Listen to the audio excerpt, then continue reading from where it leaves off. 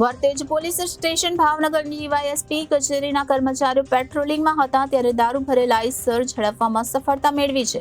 DYSP કચેરીના કર્મચારીઓ પેટ્રોલિંગમાં હતા એ દરમિયાન મળેલી બાતમીના આધારે વર્તેજ પોલીસ અને ડીવાયએસપી કચેરીના સ્ટાફે સંયુક્ત રીતે પેટ્રોલ પંપ પાસે વોચ ગોઠવીને ધાંધણીથી વર્તેજ આવી રહેલી આઈસરમાં તપાસ કરતા બનેલા ચોરખાનામાંથી 6,324 દારૂની બોટલ મળી આવતા કુલ મુદ્દામાલ 14,55,160નો કબજે કરી આગળની વધુ કાર્યવાહી હાથ ધરી છે.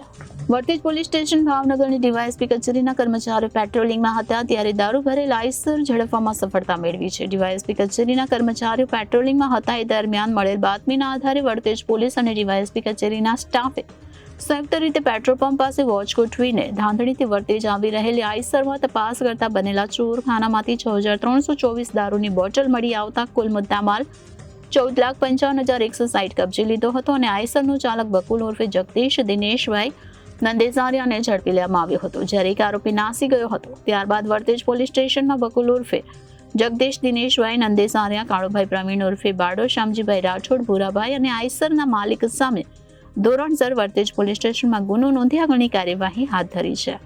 Reporter Firoz Malik, Janadesh news, Bhavnagar.